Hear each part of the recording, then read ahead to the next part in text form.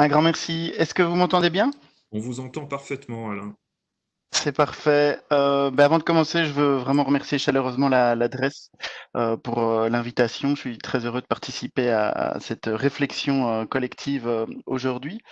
Et d'emblée, je voudrais un peu m'expliquer par rapport à mon titre qui pourrait paraître quelque peu étrange, quelque peu particulier, bien préciser finalement, bien délimiter la spécificité de mon propos ici. Donc, comme vous le voyez dans le titre, il sera principalement question de télémédecine. Alors, c'est important parce qu'on vient de le voir après l'exposé de Mathias Béjean que le domaine de la santé numérique est un domaine très vaste. Donc, c'est important de pouvoir délimiter le champ que je vais questionner ici. Et une deuxième spécification, une deuxième délimitation de mon exposé, c'est que je vais interroger ce champ depuis l'éthique. Parce que c'est mon champ d'expertise et c'est depuis ce champ-là que je vais vous présenter ici quelques questions. Et je voudrais, pour commencer, pour vous faire rentrer un petit peu dans mes questions, vous faire partager un petit peu quand j'ai découvert ce champ de recherche, finalement, partager avec vous un petit peu un certain étonnement, un certain constat que j'ai pu faire par rapport à l'éthique. C'est que d'une part, il m'a semblé que par rapport aux questions de télémédecine, on pouvait constater quelque chose comme un appel à l'éthique.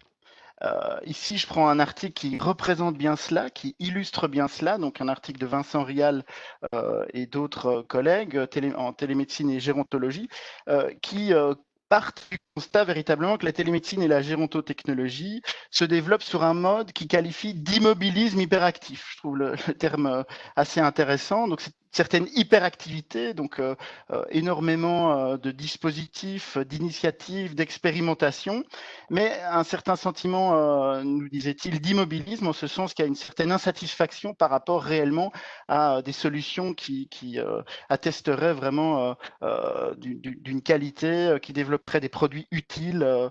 Donc, immobilisme hyperactif, je trouvais ça intéressant comme constat. Et donc, ces auteurs qui en appellent alors, face à cet immobilisme hyperactif, à un appel, donc ils en appellent à un pilotage par l'éthique de tout ce vaste champ. Donc, constater dans la littérature un certain nombre d'auteurs qui en appelaient à l'éthique. J'aurais pu également vous citer d'autres articles dans la littérature qui vont même jusqu'à dire est-ce qu'on a besoin d'une nouvelle éthique par rapport à la e-santé. Donc tout un volet de gens, de chercheurs qui en appellent à l'éthique. À côté de ça, constat que pour toute une série d'autres auteurs, en ce qui concerne la télémédecine, on n'a pas précisément besoin d'une nouvelle éthique. Finalement, on pourrait se satisfaire simplement d'un rappel de l'éthique médicale classique. Ici, je vous montre quelques textes qui illustrent cette position, en précisant bien qu'ici, je parle bien du contexte français, hein, où la télémédecine est définie comme de la médecine, donc il y a une distinction juridique entre la télémédecine comme un ensemble d'actes médicaux réalisés à distance, distinction entre la télémédecine et la e-santé, qui sont des prestations conçues comme un service et non pas comme des actes médicaux. Et donc, pour toute une série d'auteurs, la télémédecine étant de la médecine, le code de déontologie s'applique, l'éthique médicale classique s'applique, et donc les quatre principes du principalisme, l'autonomie, la bienveillance, la non-malfaisance et le principe de justice, continuent à être la boussole éthique finalement qui convient pour la télémédecine. Idem, vous voyez donc Pierre Simon qui soutenait cela, mais c'est la position en 2009 du Conseil national de l'ordre des médecins. Finalement, l'usage des technologies de l'information et de la communication dans l'exercice de la télémédecine ne justifie pas une disposition spécifique du Code de déontologie médicale. Je pourrais encore poursuivre et illustrer cette position à travers d'autres voies, hein. Le Conseil européen de l'ordre des médecins soutient une position identique. La télémédecine est de la médecine, donc finalement les principes éthiques et déontologiques en vigueur continuent à s'appliquer à cette pratique de la médecine. Donc, quand je suis rentré dans ce champ, c'était un petit peu le constat, finalement, d'une double position entre, pour certains, un appel, finalement, un pilotage éthique du champ de la santé numérique, ou pour certains autres, presque un appel à une nouvelle éthique, et pour d'autres, finalement, simplement se dire il suffit de rappeler l'éthique médicale existante. Les principes de l'éthique médicale existante suffisent pour pouvoir réguler d'un point de vue éthique cette pratique.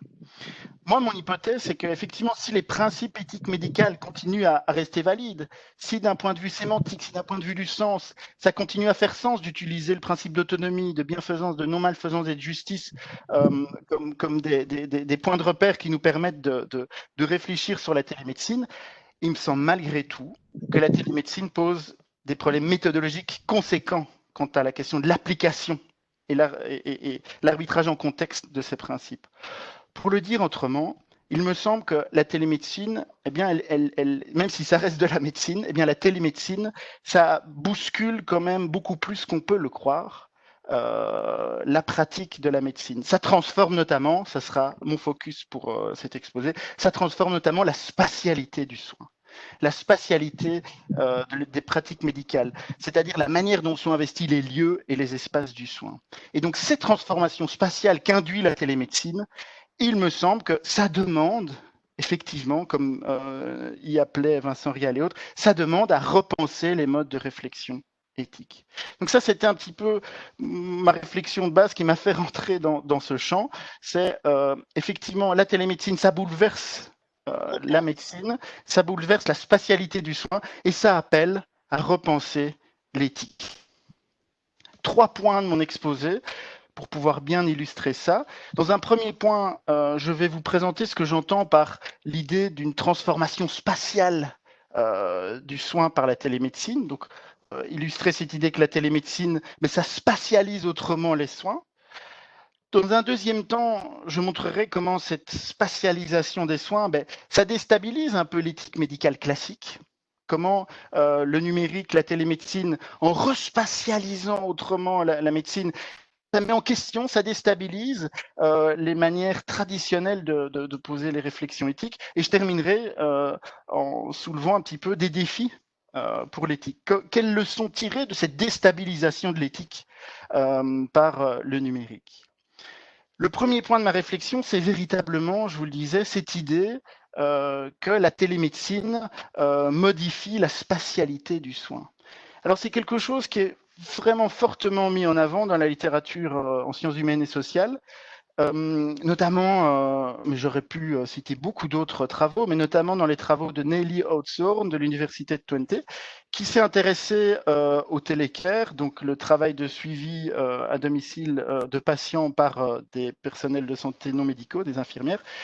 Et en travaillant sur ce sujet, son constat, c'était véritablement de dire, mais finalement, tous les discours officiels sur le télécare, la télémédecine, parlent assez peu des espaces.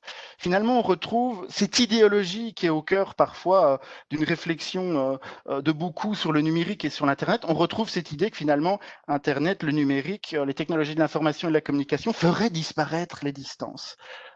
Qui n'a peut-être pas eu cette sensation, cette intuition quand il a pu parler avec un parent de l'autre côté de l'Atlantique, il avait l'impression qu'il ou elle était là à côté de lui, comme si la notion, la variable spatiale n'avait plus du tout d'importance. Mathieu Fritz et Gaglio, dans leur revue de la littérature menée dans la revue Réseau récemment, tirent une même conclusion, donc même conclusion que beaucoup de discours tendent à occulter la dimension spatiale de la télémédecine, alors que pour eux, enquête ethnographique et sociologique à l'appui, eh bien la télémédecine ne conduit pas du tout à une abolition des frontières et des espaces. Pour pouvoir être implémentée, la télémédecine au contraire demande à réaménager des espaces et les lieux du soin. Alors, face à cet oubli de la spatialité, on pourrait mobiliser beaucoup de savoirs, beaucoup de disciplines qui pourraient remettre en avant cet enjeu de la spatialité. En philosophie des techniques, par exemple, qui nous apprennent à ne plus voir simplement la technologie comme des objets, des outils, instruments à notre disposition, mais peut-être davantage comme des milieux. J'aurais pu également m'approfondir un peu plus sur la géographie contemporaine qui nous fait prendre conscience du rapport qu'on entretient avec les lieux. Notamment, je pense ici à Michel Lusseau qui questionne un petit peu l'approche classique qu'on peut avoir par rapport aux lieux, qui tend à considérer les lieux finalement comme des espaces physiques qui existent indépendamment de nous. Il illustre cela notamment à travers Aristote qui, dans le livre 4 de la physique, définit le lieu comme un vase qu'on ne peut mouvoir. mais donc avec cette idée induite que ce qu'il y a dans le vase et le vase, eh bien finalement n'interagissent pas à proprement parler. Pour la géographie contemporaine, c'est quelque chose qui est mis en question.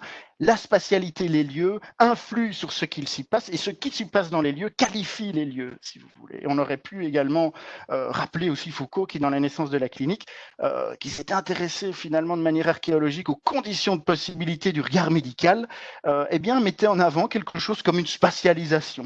Ce qui a rendu possible le regard médical, c'est une certaine organisation spatiale, une certaine organisation dans l'espace, des lieux de soins, des réseaux entre les acteurs, les technologies, etc. Donc, partant de cette idée que, pour reprendre le titre d'un article de Outsource, Spatiality Matters, donc la spatialité, ça compte, eh bien, je voudrais illustrer ça à travers des travaux en télémédecine. Illustrer ça à différents niveaux, niveau micro, niveau méso et niveau macro. Au niveau micro, eh bien, on peut faire référence à de nombreux travaux sur la télésurveillance qui ont pu montrer comment une télésurveillance, donc c'est-à-dire la surveillance à distance de patients à leur domicile, soit par des indicateurs qui vont être saisis par les patients eux-mêmes ou des indicateurs qui vont être saisis de manière automatique, eh bien, cette télésurveillance, ça demande un certain réaménagement de l'espace des lieux de vie. Anne Mayer met en avant cela et elle utilise le terme assez parlant de technologie indiscrète.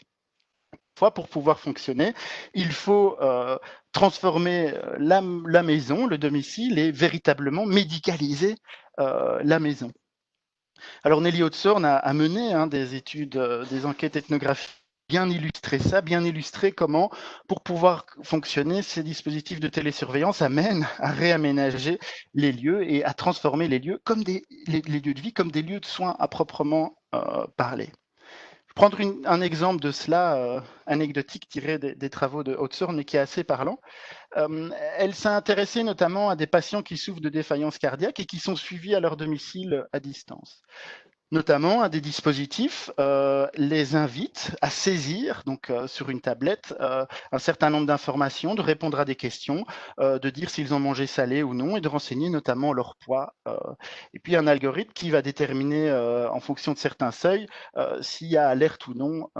Et donc le script, ce qu'on appelle le script, c'est le scénario de fonctionnement, si vous voulez, de la technologie, prévoit notamment eh bien que s'il y a un dépassement de certains seuils, eh bien, il y a un signal lumineux qui est envoyé sur une set-top box, donc un boîtier chez eux, si vous voulez, et quand ils voient s'allumer cette set-top box, ils doivent allumer la télévision pour lire un certain nombre d'informations qui vont peut-être les inviter à entreprendre une démarche, rappeler leur infirmière ou autre. Mais s'ils n'ont pas répondu au message, donc s'ils n'ont pas vu le signal lumineux et pas allumé leur télé et fait ce que le script prévoyait, eh bien alors il est prévu que les infirmières appellent les patients.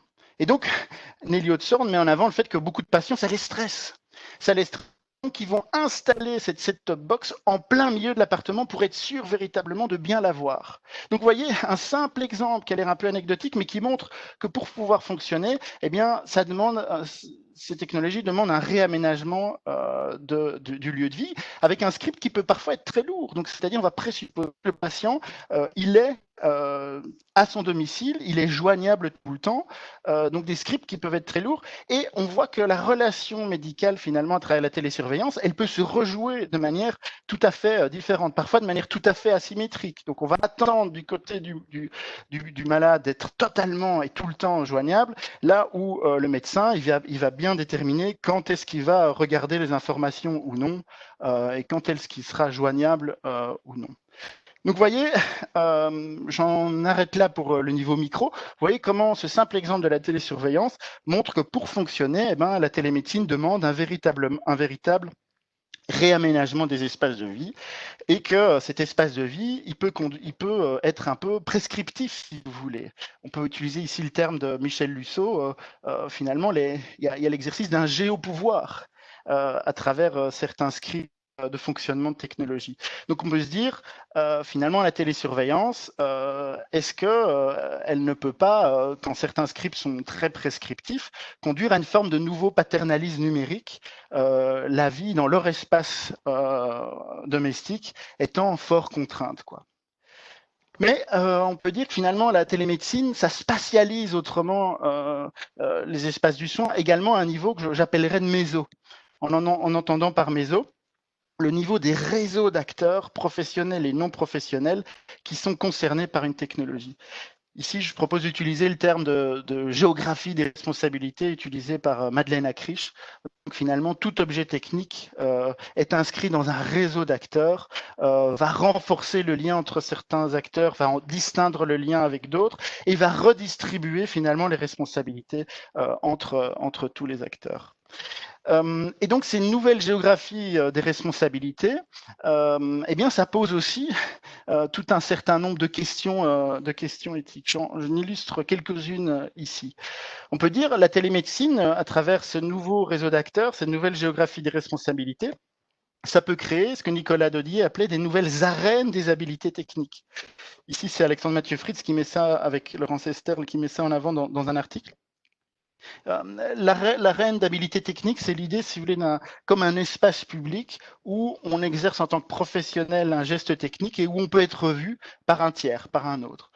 Finalement, certains dispositifs de téléconsultation ou de téléexpertise, par exemple, peuvent constituer des nouveaux arènes d'habilité technique, c'est-à-dire où des gestes techniques vont être vus par d'autres à travers la télémédecine. Donc ça peut créer aussi des sentiments de conflit, de difficulté, des sentiments de jugement par d'autres. Donc on voit que ça peut créer aussi des questions de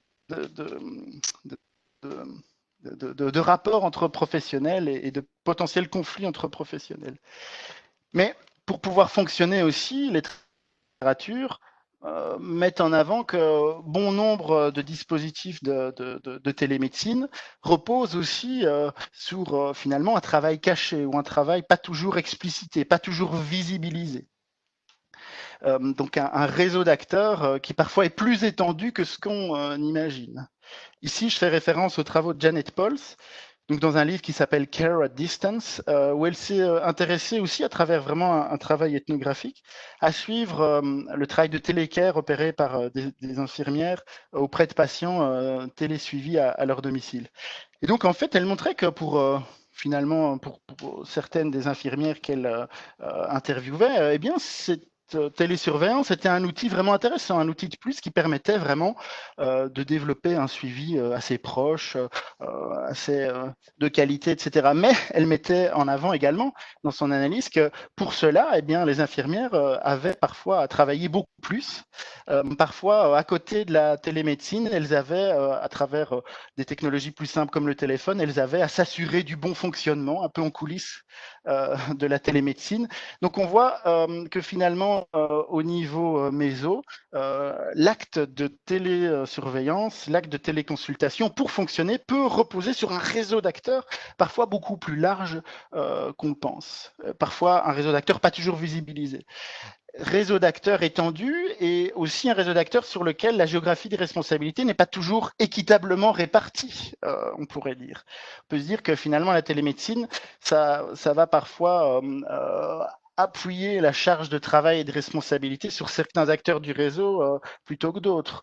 On peut se dire que finalement la télésurveillance, en déléguant toute une série de choses aux patients, est-ce que c'est pas aussi une forme de délégation de responsabilité qui autrefois était celle du professionnel? On peut se dire aussi, pour reprendre un thème bien connu de la sociologie de la santé, on peut se dire aussi, se demander dans quelle mesure le travail, la télémédecine n'étend pas également ce qu'on appelle le travail du patient. Là, je fais référence aussi à un article de Florence Gallois et d'Amandine Rolly qui montre aussi comment finalement la télésurveillance a pu conduire à une nouvelle forme de division sociale du travail, c'est-à-dire distinguant le travail de production de la donnée et l'acte plus intellectuel d'interprétation de la donnée qui reste celui du médecin. Donc on peut voir véritablement que la télémédecine peut reconduire à une nouvelle distribution des responsabilités et des charges dans le réseau d'acteurs. Et enfin, dernier niveau, il me semble également que la télémédecine, elle respatialise également le soin au niveau macro.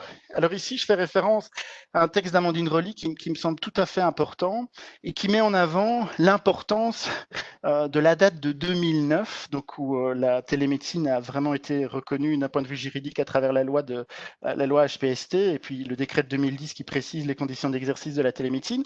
Et elle met bien en avant l'importance de cette date.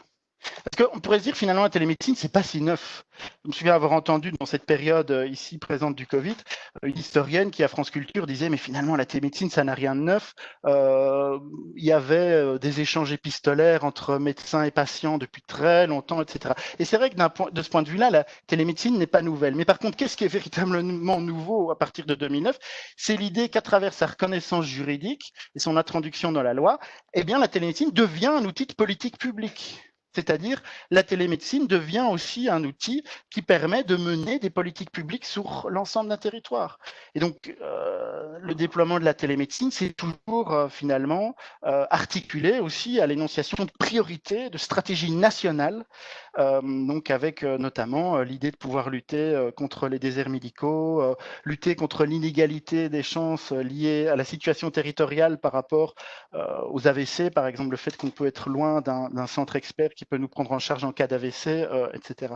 Et donc, c'est prendre conscience aussi que la télémédecine, ça recrée, à travers sa reconnaissance juridique et son introduction dans la loi, ça devient un outil de politique publique, ça devient un moyen d'action sur le plan national, avec toutes les questions éthiques et politiques que ça pose également.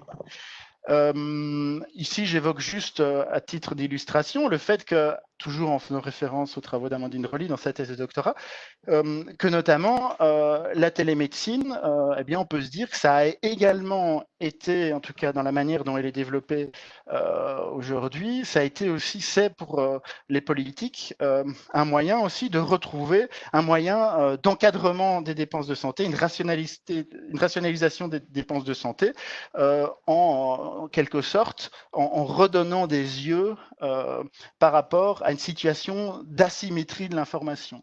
C'est-à-dire, finalement, pour le dire dans un vocabulaire économique, il y a une asymétrie d'information entre l'État et d'un autre côté les professionnels médicaux. Donc l'État ne sait pas observer avec précision quels actes sont faits, comment ils sont faits. Eh bien, la thèse d'Amandine Rolly, c'est de dire que l'objet technique, à travers la standardisation de protocoles médicaux, etc., eh ben, elle peut permettre de forcer à révéler un petit peu ces informations. Donc voilà, j'en ai fini là. Pour ce point sur la spatialisation, on voit donc que la télémédecine, ça permet aussi de respatialiser les soins au niveau national. Alors, je voudrais, pour les minutes qui restent, montrer combien, donc si on prend acte de cette nouvelle spatialisation des soins que mettent en avant les travaux en sciences humaines et sociales et en économie, de montrer que si on prend cette spatialisation au sérieux, ça déstabilise un petit peu l'éthique. Rappelez-vous ce que je disais au début de mon exposé, à travers les propos de Pierre Simon ou le Conseil national de l'ordre, qui disait finalement, la télémédecine n'appelle pas spécialement une nouvelle éthique. La télémédecine, c'est de la médecine, donc il faut tout rappeler les 4 principes de l'éthique médicale et le code de déontologie. Mais donc on peut se poser la question, si on prend au sérieux cette spatialisation, on peut se poser la question est-ce que cette éthique médicale suffit Préciser aussi que le législateur a défini la télémédecine comme un acte.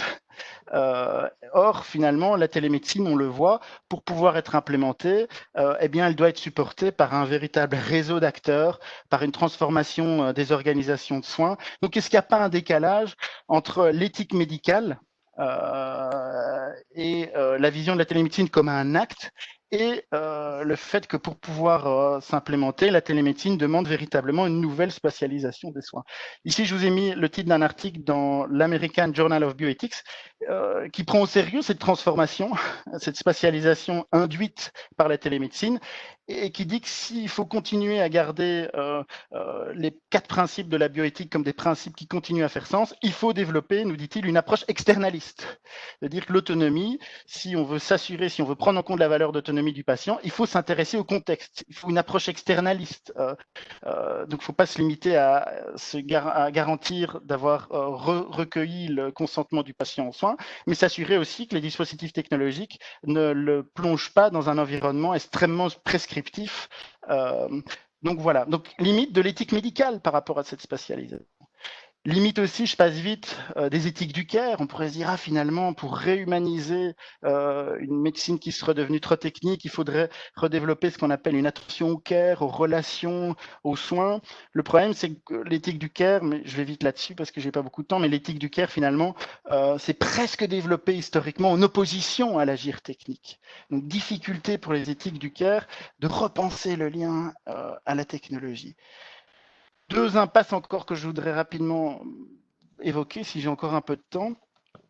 C'est aussi, face à la spatialisation induite par la télémédecine dont je vous ai parlé, montrer aussi les limites des nouvelles formes d'éthique technologique, d'éthique de la technologie.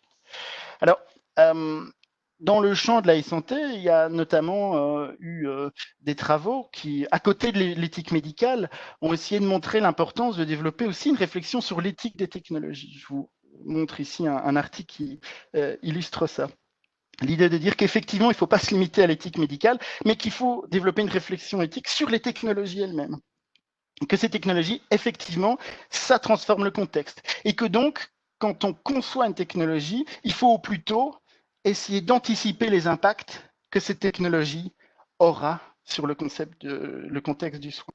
Donc, il faut développer en amont ce qu'on appelle un Ethical Impact Assessment. C'est ce qu'on appelle encore autrement une éthique by design, un terme qui maintenant est devenu bien commun. Donc, c'est-à-dire, l'éthique, c'est pas simplement l'éthique médicale, c'est aussi l'éthique des dispositifs technologiques. Et en plus, c'est une éthique qui doit se développer au plus tôt, dès le moment de la conception, pour pouvoir anticiper les impacts négatifs de cette technologie. C'est quelque chose qui est notamment au cœur des derniers développements de la santé numérique en France. Donc, l'éthique est au cœur maintenant de beaucoup plus qu'avant de la stratégie de transformation du système de santé, notamment dans la stratégie Ma Santé 2022. Donc, il y a ici, je cite, le constat qu'effectivement, le cadre éthique dans lequel doivent s'inscrire les usages numériques reste flou. Et donc, il y a véritablement l'idée de défendre une éthique by design, comme je vous disais. On dit qu'il faut vraiment de façon prospective aussi évaluer les dispositifs qu'on veut implémenter. Donc, on pourrait se dire, là, peut-être là, il y a une piste, là, on prend en compte, on essaye d'anticiper en amont les impacts sur la spatialisation des soins. Mais il me semble, par contre, qu'en fait, à nouveau, c'est comme si on s'était interrogé sur le cadrage temporel de l'éthique. On s'était dit que l'éthique devait intervenir beaucoup plus en amont. Elle devait intervenir au niveau du design des outils technologiques, mais très peu de choses sont dites, me semble-t-il, dans l'éthique by design, au niveau du cadrage spatial de cette éthique. Tout se passe comme s'il fallait anticiper les impacts des technologies bien en amont, mais on ne se dit jamais finalement où doivent prendre place ces Ethical Impact Assessment. Est-ce que l'éthique by design, est-ce que l'Ethical Impact Assessment prend bien en compte que finalement les impacts de l'IA, par exemple, vont peut-être se différencier selon les lieux et les espaces? Et plus simplement, est-ce que pour pouvoir même bien anticiper, est-ce qu'il ne faut pas pouvoir se déplacer, aller d'un lieu à l'autre pour pouvoir faire ce travail d'anticipation? Autre limite, j'ai bientôt fini. Une autre limite aussi par rapport à cette spécialisation, c'est finalement la montée en puissance aujourd'hui de la méthodologie d'expérimentation. On pourrait se dire à nouveau, finalement, ce qui est en train de se mettre en place aujourd'hui, c'est l'utilisation de plus en plus d'une méthodologie d'expérimentation. Donc, plus encore qu'une anticipation délibérative au moment de la conception, c'est véritablement l'idée de pouvoir évaluer en contexte, en situation réelle, sous forme expérimentale, les dispositifs technologiques pour pouvoir anticiper les impacts qu'ils vont avoir. C'est ce qu'on voit par exemple au cœur du rapport Villani. Hein. Il dit il faut pouvoir faciliter les expérimentations de technologies en temps réel, au plus près des usagers. C'est ce qui est au cœur aussi du livre de Laura Letourneau et Clément Bertonnet, hein, où il dit il faut expérimenter l'action publique. Donc on pourrait se dire là, finalement, c'est une éthique qui essaye de prendre en compte, essaye de suivre cette spatialisation induite par la télémédecine. Mais à nouveau, il me semble qu'une des limites qu'on peut mettre en avant, c'est le fait que finalement, on va expérimenter les technologies dans un temps, un lieu déterminé, situé. Et c'est comme si on imaginait que les impacts qu'on va pouvoir anticiper dans ce lieu, l'expérimentation qu'on va pouvoir mener dans ce lieu, c'est comme si on croyait qu'elle va pouvoir se généraliser à l'ensemble de la société. Donc il me semble là, il y a une limite également. Et donc ma dernière dia, c'est face à cette spatialisation induite par la télémédecine et face à la limite de l'éthique médicale et à la limite aussi de l'éthique des technologies qui prend la forme d'une éthique by design, il faut pouvoir porter vraiment une attention spécifique à la spatialité.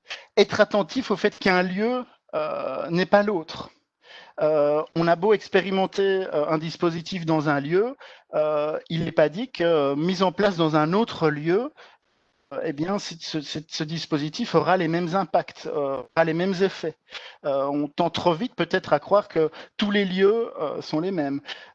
Porter attention à la spatialité, ça veut dire aussi identifier les géographies des responsabilités, pouvoir identifier les nouveaux acteurs qui sont agrégés par un dispositif, pouvoir identifier les liens qui se distancent avec d'autres, pouvoir aussi soulever les questions de justice spatiale.